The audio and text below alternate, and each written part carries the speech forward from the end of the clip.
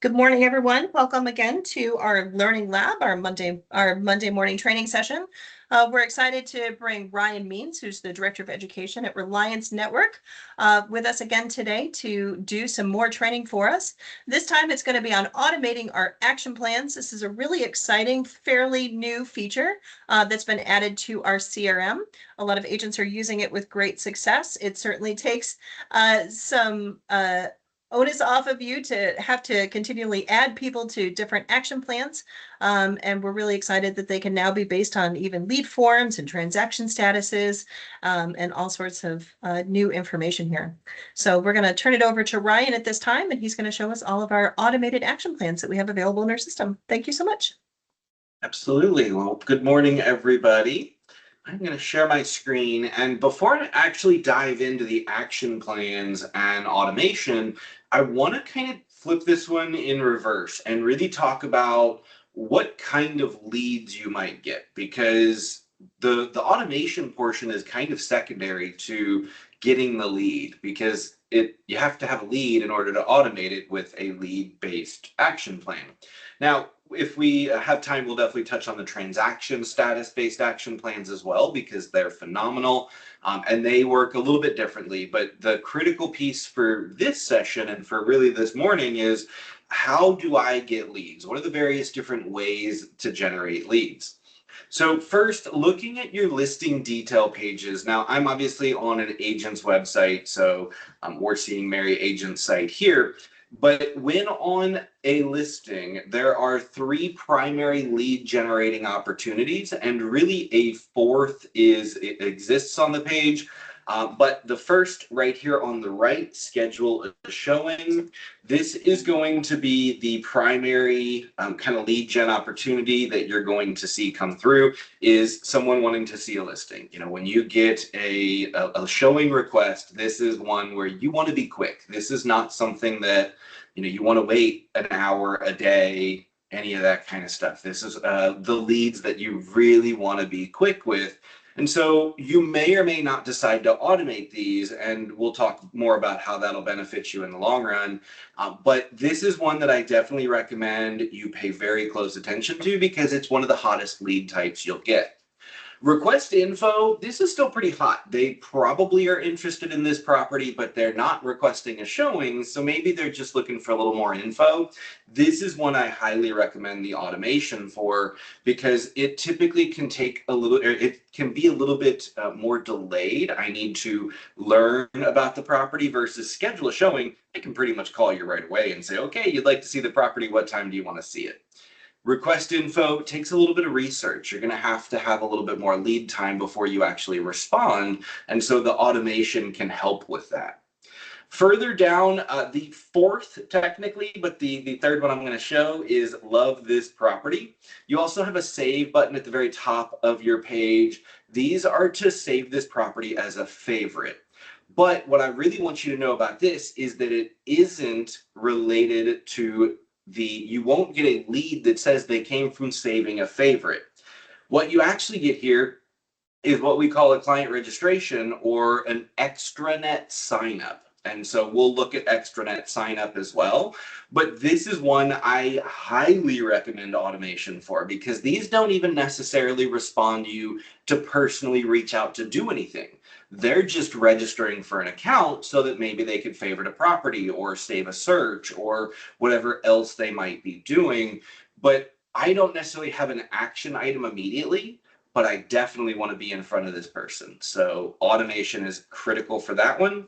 And then the get in contact, this is really a more generic version, similar to request info, but it's even kind of less specific to the listing, because you're really getting in touch with the agent. Now, it could be to learn more about the property, or it could just be to connect or ask about listing, or whatever other purpose they might have.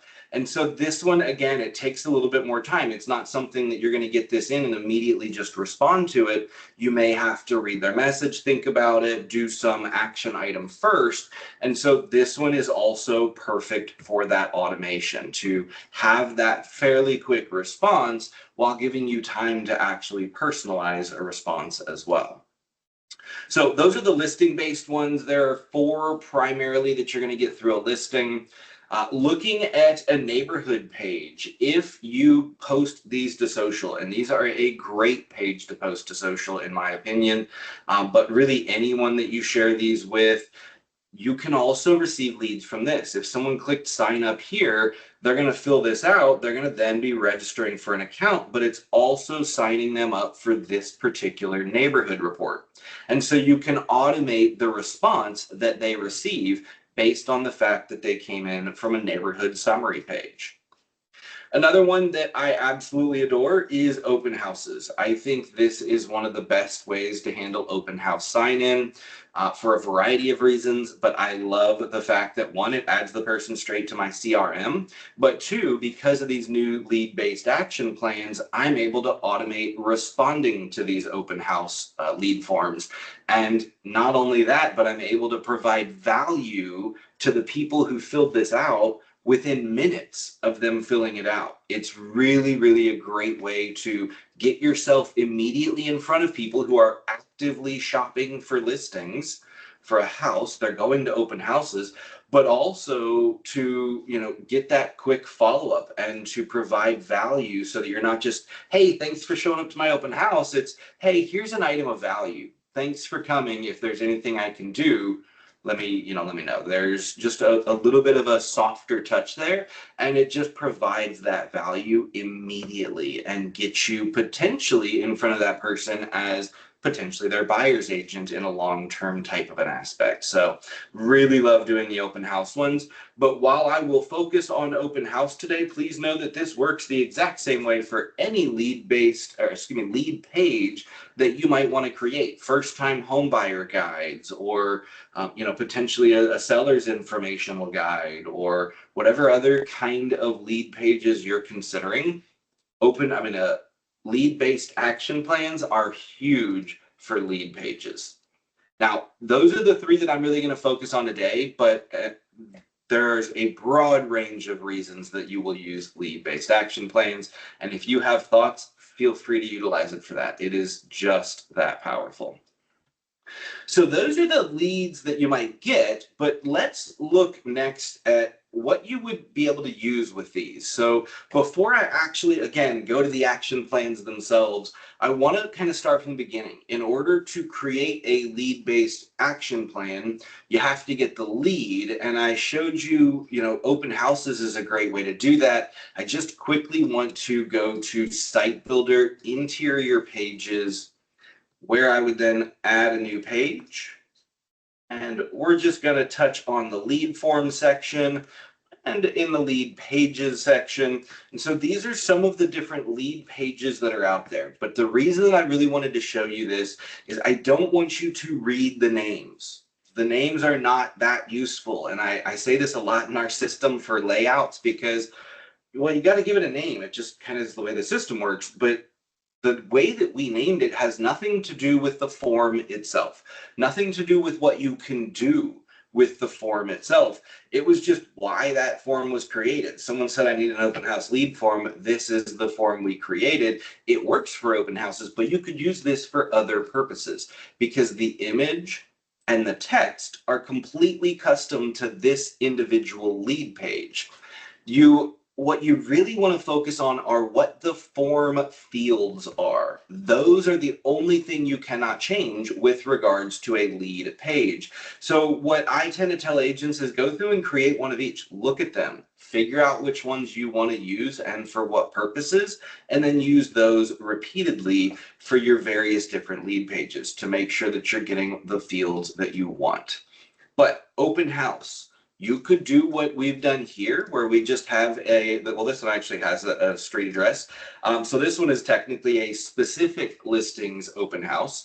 And if you want to do a specific listings open house, of course, put that listings picture in the background, whether it's the front of the house or the kitchen or whatever the most beautiful feature of that home is, put that here. People want to see what they're actually looking at. But the other thing that I really recommend with these, if you're going to do a listing specific open house lead page, I recommend a listing specific open house saved search as well. And I'll show you why here in just a few moments. But if you want to do specific listings, that is fantastic. And honestly, in my opinion, it is the best thing that you can do if you want to use these lead-based open house or lead-based action plans, because you're going to be able to be more specific, provide more specific value to the people who came into that property. However, if you don't have the time, energy, effort, whatever the situation is, and you'd rather just use a singular open house lead page, that works perfectly fine as well. And it's going to require less effort on your part. Not that I'm advocating for that. I highly recommend that you put in that little bit of extra effort, but it will work just fine. And you can absolutely automate these as well. So whether you're doing a full listing open house or just a singular open house page for all listings, it's going to work great. Home valuations obviously are a great tool that people love to use. If you don't have a home valuation product, you can still do home valuation lead pages. But then first-time home buyers and seller guides and anything else that you have that is an item of value, people will generally put it in their name, email, potentially phone number in order to get access to that item of value. And so that can be a great way to get a lead, which can then be a great reason to use a lead-based action plan. Now, before I actually go into the action plans, one final thing I want to talk about: email marketing.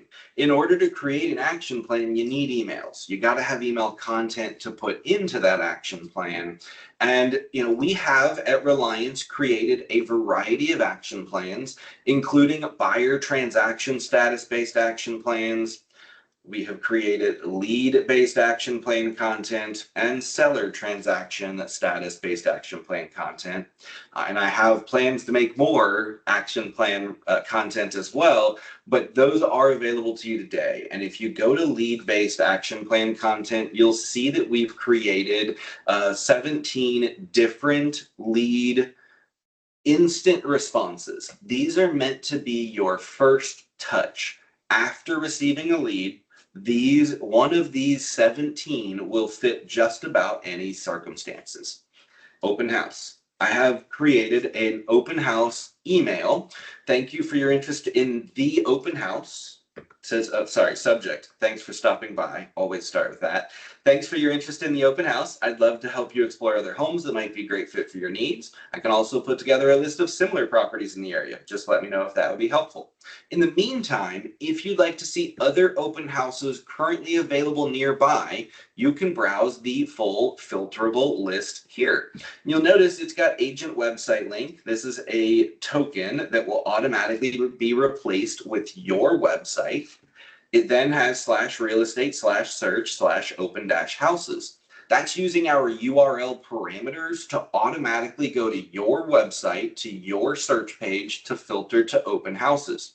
And so whoever gets this email, every single person who ever visits an open house is going to be linked straight to open houses. And the beauty of this is whatever minute they click on it, it's only showing out open houses that are currently happening or are in the future.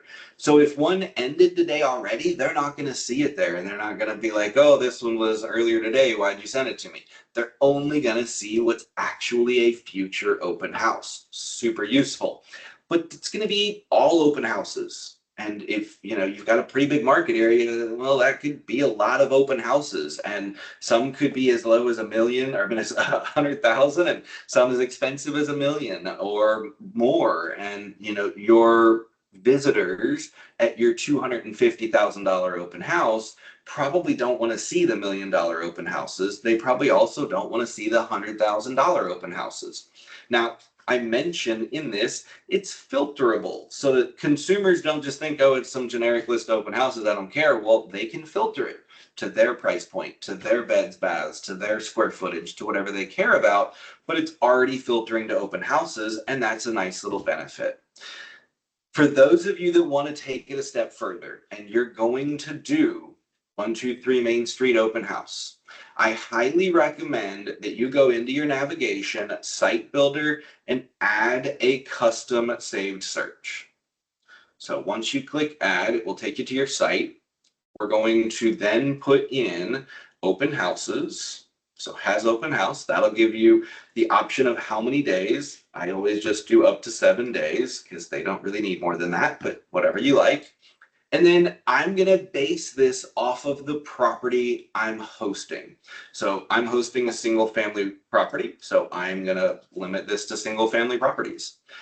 Don't want pending or accepting backups, maybe accepting backups, but mostly just gonna be active. And then I'm gonna put in my price range. Now, I go a big range. So if I'm at a $350,000 open house, I'm going to do 250 to 450. I really want to make sure that I'm hitting enough that everyone who comes in that open house is likely to see the other properties that they're searching for.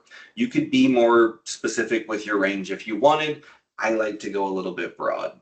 I then do plus or minus 1 bedroom and 1 bathroom from the home I'm in. So if it's a 3-bed, 2-bath, I'm going to come in here and do a minimum of 2 beds, and it's a 2-bath, so a minimum of 1 bath. That way I'm guaranteeing I'm getting at least 1 below and then everything above. Same thing, square foot, I tend to put in whatever square footage. So if it's 2,500, maybe I go down to 2,000 square foot minimum. You could, of course, put a maximum on that if you wanted to cap that off as well. But I make this a bit more specific to the listing I am holding open. Say done. And of course, it just so happens there are none. I probably didn't do, well, no. Single family, I would have thought that I would have had at least one. Whatever. Doesn't matter what my criteria is, if it's not working. For yours, you would get actual accurate results for your market. You save the search and then name it after your listing. So 123 Main Street, open house, comps. I call them comps. You could call it similars, whatever you wanted to do. Similar homes, similar open houses. I just call it comps because it's easy. No one's going to see the name of that saved search anyway. This is for your records. It's really to make it easy for me to find it is why I name it very specifically. Save it. Then inside my CRM, under Site Builder, manage searches. Of course, there's a bunch in this agent's account because we've gotten all kinds of good stuff created, but mine, because I use the street number first, tend to be at the very top of the list, makes it easy to find. Copy this URL. So click copy, it'll copy this full URL. Now I'm going to go back to email marketing, to my lead-based action plans, and to open house. But what I'm going to do is I'm going to personalize this one now to be for that specific open house. And so, oh, there we go. So subject, thanks for stopping by. Yes, absolutely. 123 Main Street. I like to put the listing address in everything. Thanks for stopping by 123 Main Street. Again, it just feels more personal when that person received it in their mailbox, in their emails. So thank you for your interest in the open house. Well, no, it's in 123 Main Street. And maybe they don't have interest. So maybe it's thank you for stopping by 123 Main Street. But I'm going to personalize this to really fit with the changes or the listing that I am holding open. Then I'm going to select my open houses link, which was generic before, and I'm going to plug in my specific saved search that's not as pretty looking because it doesn't say open houses in the URL, but it's going to be a very specific search directly to very similar houses that also have open houses upcoming. So you're providing just a little bit more value by making it more specific to that listing. Now, it's still going to work for every single open house I ever host for 123 Main Street. And well, maybe for other similar homes in that area could also work for that as well. But I like to do that little bit of personalization on this if possible. Back to my email templates, again, there's a bunch of these. If I go in, there are 17 different lead-based action plans, action plan emails, and they're great, but they're generic. And it's just the fact of life. We write global emails for global populations. We've got to make this work for every agent. And so it's not going to be specific to you, to your market, to the way you speak, to the words that you might use. And so I also like to come in here and create my own versions of all of these. There's only 17. It's not going to take you that long, and it's going to make it feel more like you wrote it. Now, I mentioned listing earlier, so we'll talk about those. Listing, additional listing info requested, agent contact request, showing request response. Those are going to be the 3 from the listings that I mentioned. And then there's the extranet sign up where they favorite a property. It makes them register. That's going to be the 4th listing version. I didn't mean to click on that. Back to my lead-based action plan. So I want to make a personal version of these. So I'm going to do additional listing info requested, because to me, this is by far the most important one for an automated response. So I'm going to click on that, and it says, hello, client first name. It'll automatically put your client here. I received your request for additional information on a listing, but I'm with other clients at the moment. I'll be in touch shortly with the details. In the meantime, let me know if there's anything specific you'd like to know. Now, a couple of things here. First, it's setting expectations for that lead. I have received your information. I appreciate that you're reaching out. I'll be in touch soon, but I'm with other clients. I am busy. I am an active agent. Now, maybe you're not with other clients. Maybe you're eating breakfast, or who knows what you're doing. That's not really what's important. It's setting the expectation that you're a working realtor and you can't immediately respond. You've probably heard that leads expect to be responded to within about 5 to 10 minutes. I always say if you haven't touched them in the first hour, they're gone. I mean, that's just the way that it works. Most leads, unless they know you, they're not really a lead in that case. But unless they know you, they're not sticking around. They're trying to get the information and they're moving on. But if they know that you received it and you're going to be in touch, they're a little bit more patient. And so getting this quick message out that says, I got your request. I'm a little busy. I'll be in touch soon. In the meantime, let me know if there's anything specific you'd like to know. You're now putting the conversation in their court. They have the ability to respond to you, which gives you even more of a time frame to be able to respond back to them, but it also gives you more information. A lot of times when a lead fills out one of these forms, they put very little info, if anything. Maybe on request info, they didn't put anything. It just said, tell me more about Broward Way. Well, what would you like to know? I can tell you, I mean, there's a listing full of details. I could email you an MLS sheet, but unless I know what you want to know, I can't really answer it. So them submitting this doesn't help much, but my email saying if there's anything specific you'd like to know might generate a response back from them that helps me get more information before I actually connect with them. So very, very brief, but it's not necessarily the language that I would use. It's not necessarily exactly how I would personally have said it.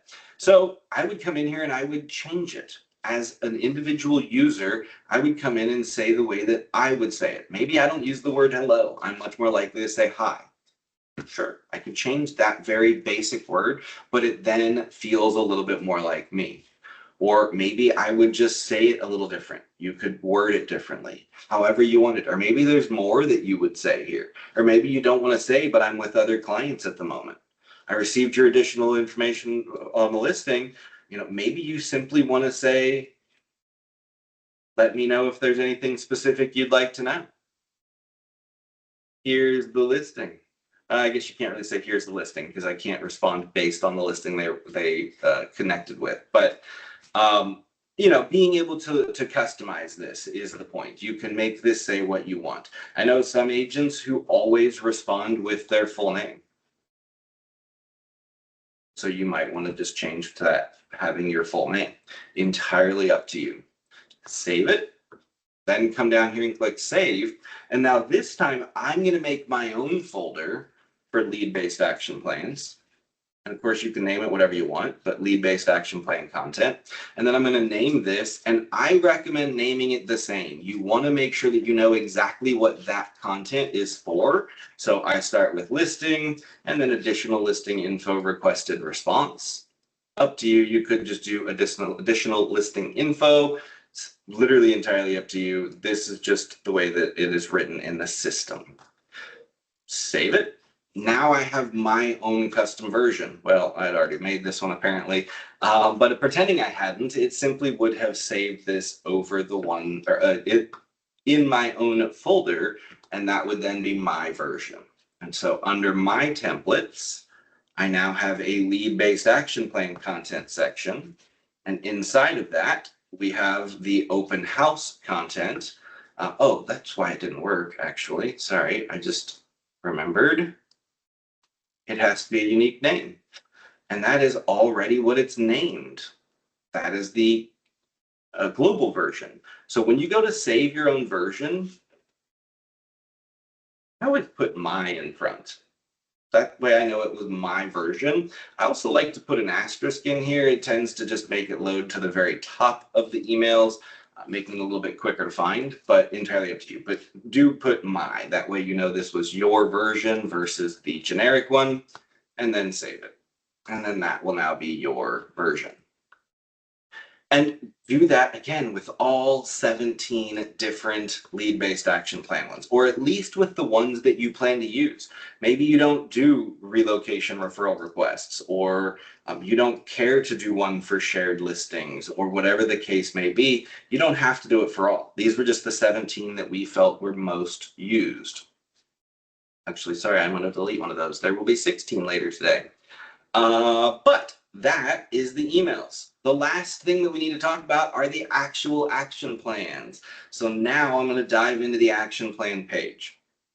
Now, this particular account already has lead page, additional listing info requested, and site source action plans. Those are all 3 different lead-based action plans. And if I go to the next page, looks like that's it. So those are the 3 that this account currently has. Now we already have 123 RWT Way open house. And so that is a good lead-based action plan. But I want to go into that and just look and see what it's got. So we do have a specific email that's specific for that open house, which is fantastic. It's probably got that email with the link going to similar open houses. Now this one is using a URL parameter just to get 5,100 and above, 500,000 and above, which is fine if that's the what you need for your listing to be similar. But the Save Search does let you get a much more similar search setup. So let's look at how you create one of these. We're going to click Create. And of course, you can name this whatever it's going to be, but I tend to pick my name after I've set up or picked which plan. Don't know why my brain just works that direction. If you know what you're creating this for, you could, of course, type the plan name first. Now, when I come to lead page, you're only going to see the pages that you've created. If you've never created a lead page, you're not going to have options for lead pages because you didn't create any. In order to have a lead page based action plan, you got to create the lead page first.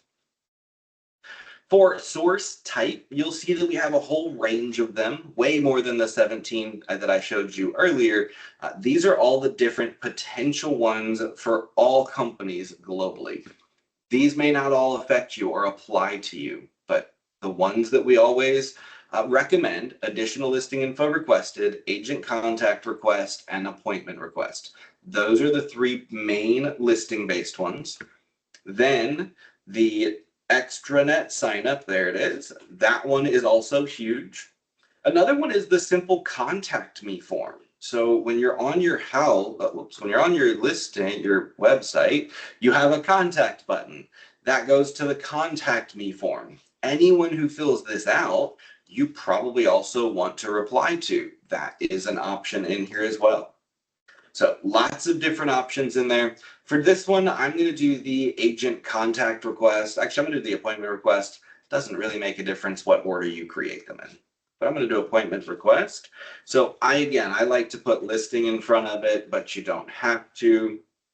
Appointment request. Save it. It's going to take you into that action plan. And then you can create whatever emails and tasks that you want.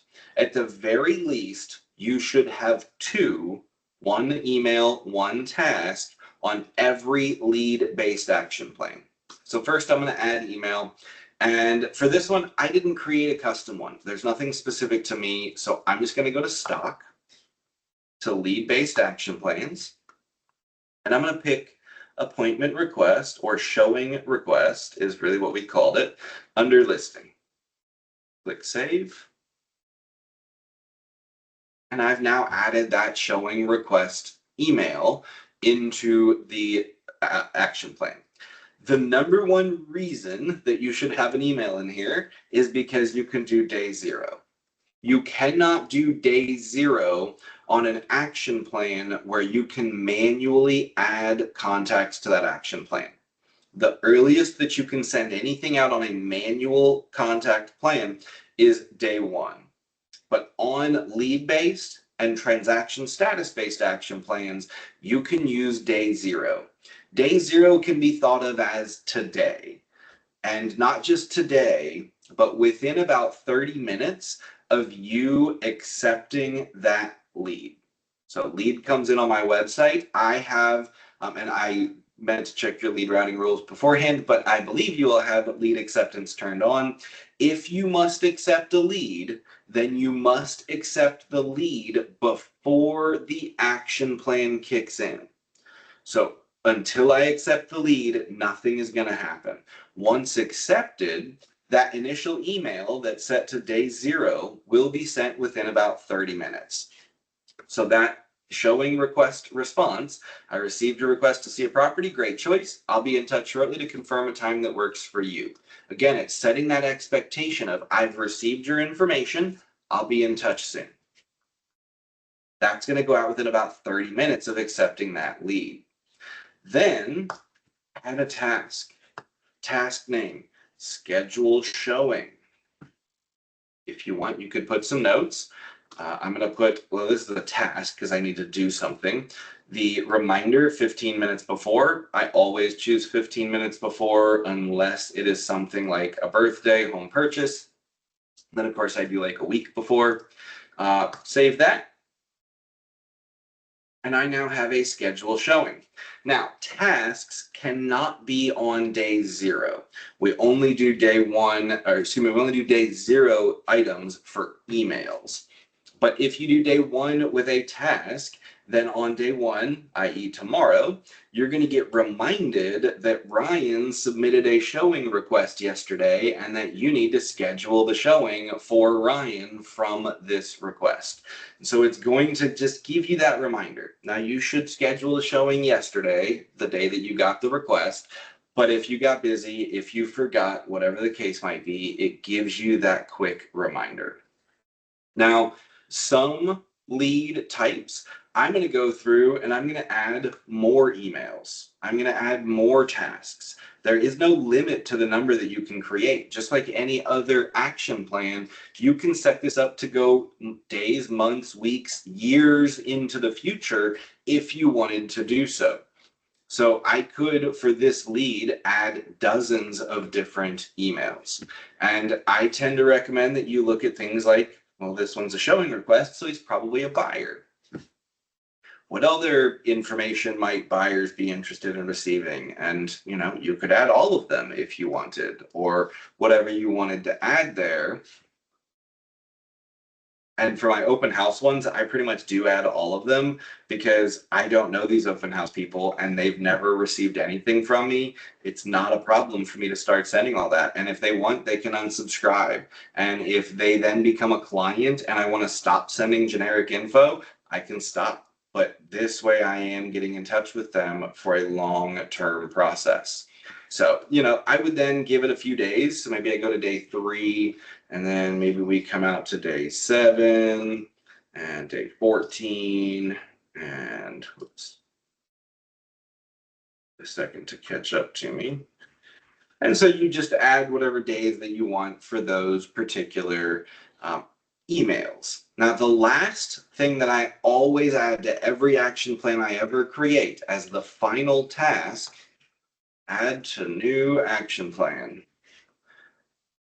And again, it's a task. It's for me to do something. I always add reminders to every task, save it, and make it the last one.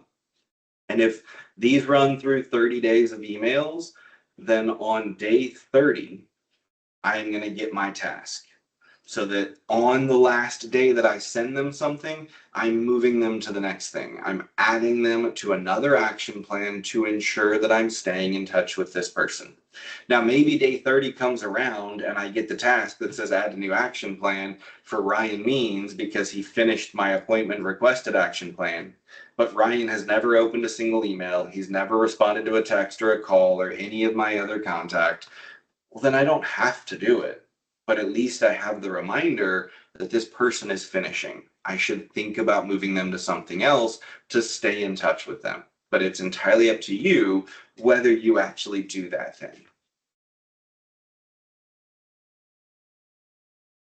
Back to my action plans, creating new source type, same thing would happen with any other type that I have. Now, extranet signup is one that maybe, a lot of people probably don't even use. People tend to consider someone going to their website and just registering and not doing anything, not requesting information about a listing or a showing, as not a very high value lead. But to me, anyone who went to my website and did anything that becomes a lead is worth keeping in touch with. So extranet signups, I don't necessarily put in a task for me to reach out to them and say, thanks for signing up on my website. Is there anything I can do? But I do add tons of emails to these. At the very least, again, that lead-based action plan one and extranet signup. And at the very least, I would do that with a date 0.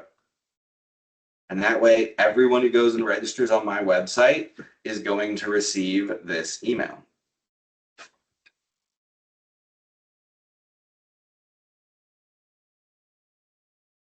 Sorry, my internet's been running a little slow lately. There it goes. So thanks for signing up. Your account allows you to save searches and favorite properties, as well as get notified about new and updated listings. Let me know if I can assist in any way. Super basic. There's not a whole lot of information, but it's just that touch of thanks for signing up. Let me know if I can assist you. However, personally, I think staying in touch with everybody is valuable because you just never know where your next lead is going to come from and which client you might get it from. So I always add the new client content. Can I answer any questions? New client intro and property watch to every extranet sign up, especially the property watch one, because it's really the here's how to use property watch. It goes into the product itself. But can I answer any questions? New client intro, quite useful. I add all the buyer ones so that I've got those. And then I look through and see what else is in keep in touch. What else is in welcome? Is there anything else that maybe I wanted to add to this? Then all of those content pieces are set up.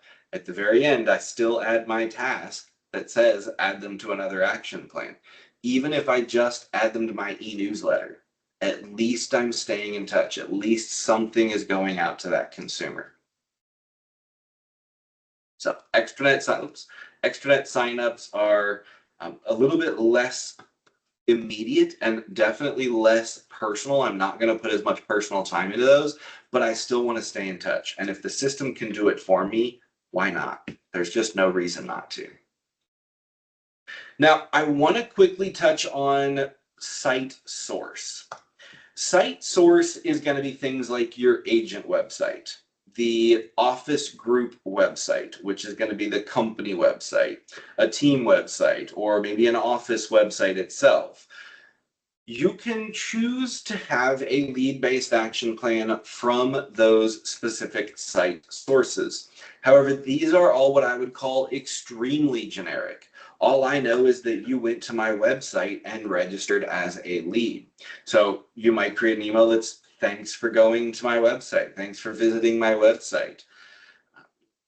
Don't know what else I would say there because I don't know what else you did, but I could use these for long-term generic follow-up. just like I was just talking about with the extranet signup, setting up a dozen or 24 different touch points that go out every couple of weeks just to stay in touch with every single person who submitted a lead on my website. I could do the same thing for the Office Group website if I wanted. However, I want to mention something here. I have a source type of additional listing info requested. I have a site source of agent website. If a consumer goes on my website and submits an additional listing info request form, they're going to apply to both of these action plans. They're going to get applied to both of these action plans. So additional listing info requested, day 0, they're going to get that additional listing info requested email. If I look at agent website leads, doesn't have a day 0. So this is perfect. On day 4, they're going to get a new client intro email from that. Back on my additional listing info requested action plan, they have a day 1 task, so that's me to send them a thing. Then they get a day 7 phone call from me, and then another task to add them to a new action plan. So this one doesn't even have a second email. It's just that initial outreach, instant response, or within 30 minutes, and then 3 reminders for me to do something. My agent website leads are going to get the new client email on day 4, the property watch 18, 30, 32. That's a phone call on day 30, then more emails. And so they're getting the long-term, more generic follow-up because I've added the agent website lead-based action plan. And so every lead from my website is going to get this, but they're getting the specific info requested email and then personal touches from me. So that is how I recommend, if you want to do a more generic agent website type action plan where every lead you ever get is guaranteed going on an action plan, that's great.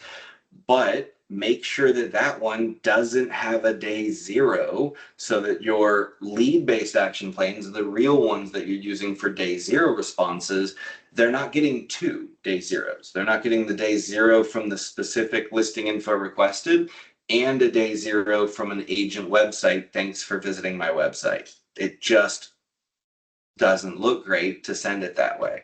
So having that ability, being able to do a long-term outreach on a more generic method with this agent website site source, quite a useful way to do it. Just make sure that you're being cognizant of the different types of contact that you're going to have and that you're not going to be overlapping. So I don't want to have an email from the additional listing info requested going out the same day as an agent website. So make sure your days are different for the emails between those different action plans. Takes a little bit more coordination of your action plans, but it does allow you to have kind of an overarching generic action plan for all leads, and then the more specific custom to each individual type of lead that is generated. So that's the lead-based action plans and lead generation. Now, I do want to just dive into a contact record quick and talk about the transaction status-based action plans, because these can also help you automate contact in really powerful ways, more specific to what a person is doing in the moment. It's just really, really nice. So we're going to just go with Julie Abrams here. She's going to be my client because she's the first one I see. And so I'm going to click on her name. And if you scroll down, you'll see that we have a transactions button. And if I click on that, I'll see each of the transactions that we have added for this particular contact. And this particular lady has 2 closed transactions, one from 2019, one from 2023. Perfect timing. She's getting a new transaction. So I would come in here and I would click add transaction. But the reason that I came straight to a client record is 1, I wanted to show you the transactions module, but 2, I wanted to make sure that you know the difference between status type and transaction status and type. That's the difference here. This is a really critical distinction. We have a client status, which is overarching for your entire client record, and you have a client type, which currently is limiting to buyer, seller, or agent.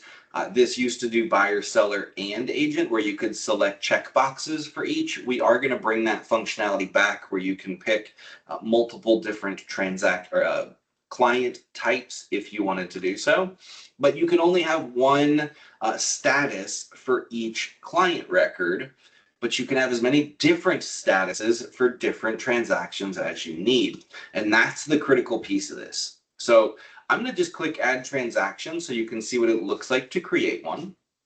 First, we have our status. Second, we have our transaction type. For the purposes of transaction status-based action plans, those are the only two things you need. You can ignore all the rest of this. Now, of course, for your own records, it's useful to fill all of this out. And I highly recommend that you at least put in the property address to make it easier to identify which one you're working with. But it's entirely up to you how much of this you actually fill out. Now, the status is what's going to determine where in a transaction status-based action plan this particular contact for this particular transaction is going to show. So maybe this is a new contact. Now, this is a little bit less than intuitive for working with clients because new isn't really a transaction status. We pretty much have active, pending, sold. Those are the primary transaction statuses. Of course, there's contingencies and all the other fun ones coming soon and all that good stuff. But for the generic terms, active, pending, closed, those are pretty much the three that we work with. But we have a bunch of different status types. Now, of course, active, pending, and closed are status types that we have in here, but they're not just the only ones. Now, type is pretty obvious. Buyer, seller, agent. It's the same three I mentioned before.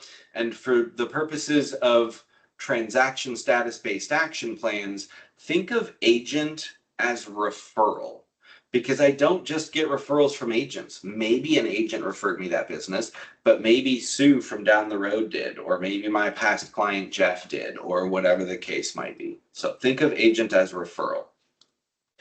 But don't think of transaction as we have an accepted offer or we have a live listing. Think of transaction more along the lines of each individual circumstance that you're currently working through with a client. So Julie Abrams is my client. She is going to be both a buyer and a seller, but she has not signed any paperwork yet. So right now, as a seller, she's in the incubating phase, or maybe we've scheduled an appointment. So maybe she's in the appointment phase as a seller. Now, as a seller, I probably know her address, and so I could put in 123 Town Drive, whatever her address might be. But if I don't know yet, maybe I've never been to her house and I don't have access to those kind of records, it's perfectly fine to leave that blank.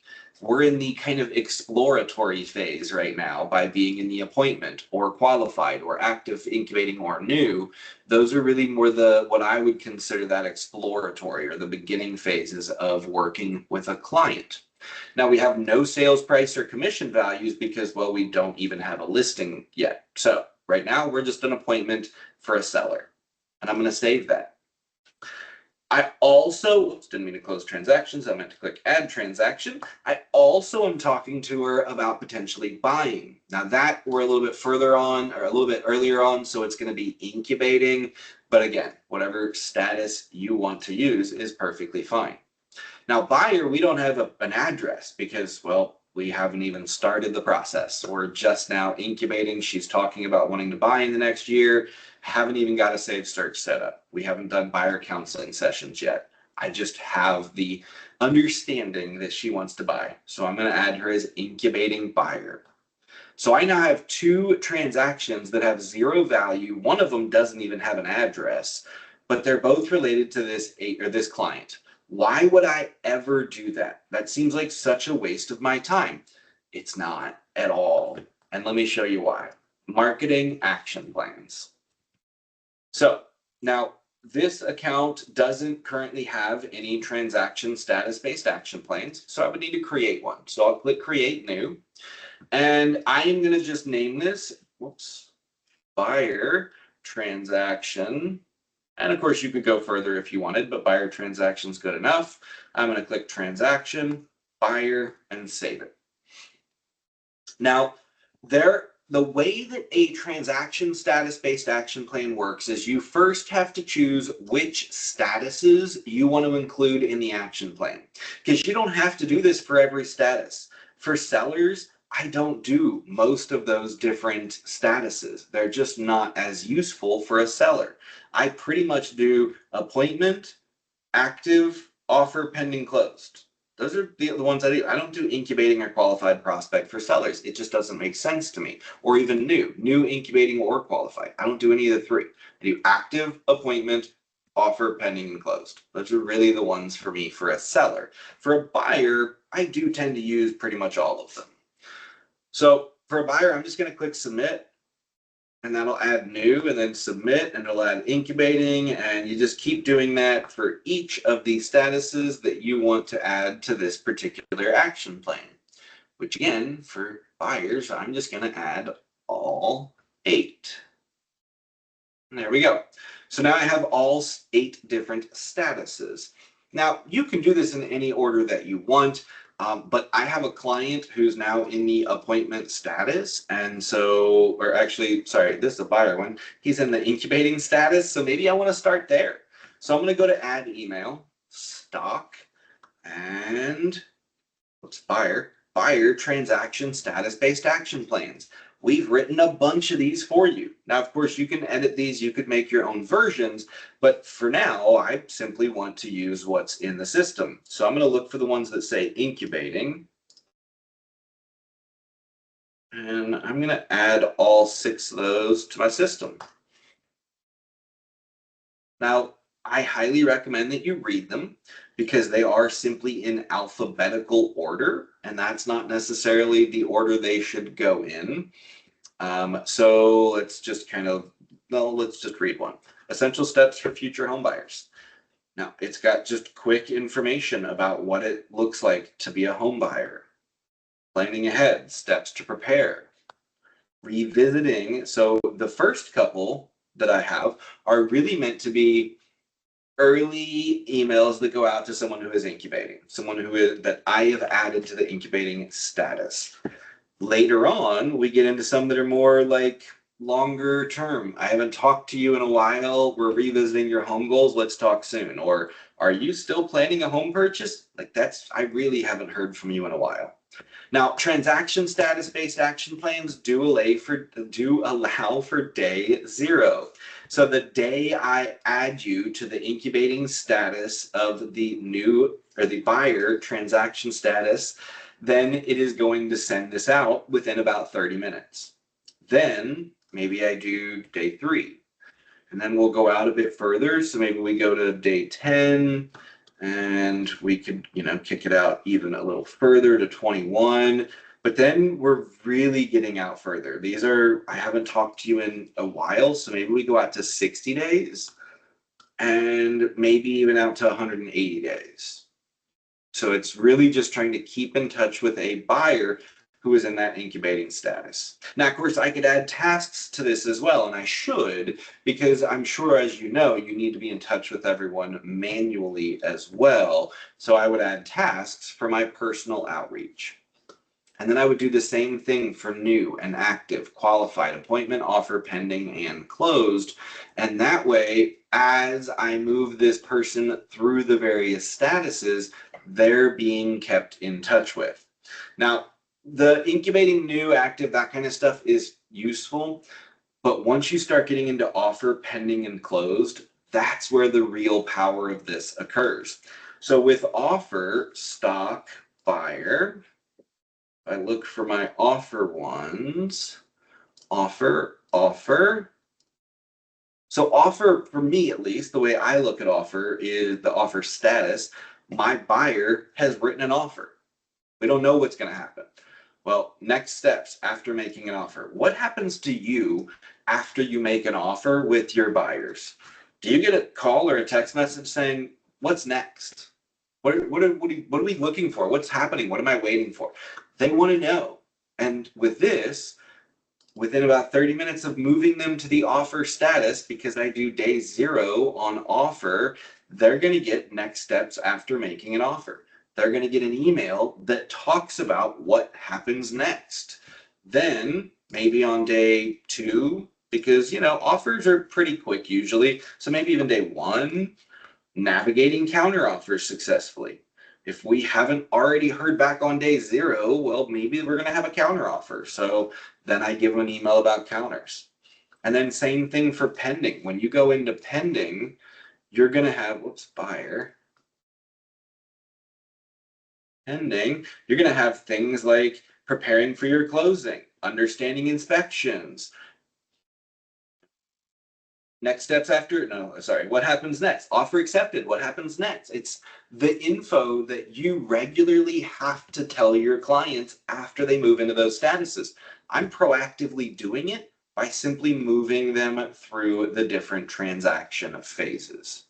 Then we get to closed. I'm going to have, of course, the first congratulations, things after moving into your home, initial things that you should do, go clean out your water heater and, all of the home maintenance type stuff that maybe the previous owners didn't do. I'm going to have those kind of emails, but then I'm going to have my 1-year congratulations on being in your home for a year email is going to go out through this. I'm going to put probably 10 years of closed emails and tasks for me to stay in touch with this client for 10 years after they close as a buyer. Then I'm going to do the same for a seller. And now the beauty of this, when you add a buyer to that status, when you add a buyer transaction to that status, the client is going to start getting the appointment status for buyer. But then if you also add a seller transaction in a different status, they get the seller information based on their seller transaction status. And that's really why we made it based on the transaction status, not the client status or the client type.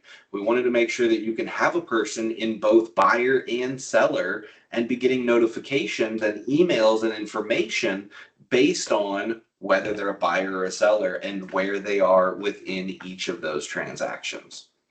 This will also work with your investor clients. However, if you've got 5 different buyer transactions in the offer phase, they could be getting 5 of the same email as long as they were changed their status on different days. They could be getting 5 of the same email from the same category. So if you work with a lot of investors, maybe you don't want to make your transaction statuses have so much content.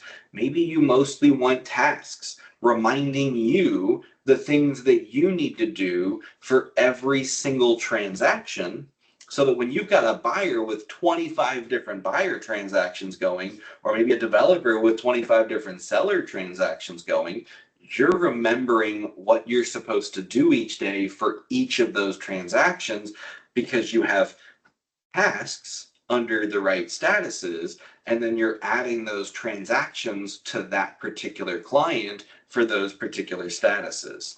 So really, really powerful ways to do short-term and long-term follow-up, really specific to what your client is doing, whether it's how you receive the client for our lead-based action plans, or simply where your client is in the transaction for those transaction status-based action plans. It's just a really, really powerful way to automate that long-term follow-up. I hope you enjoyed it. I hope you got some benefit. Did we have any questions that I didn't get answered?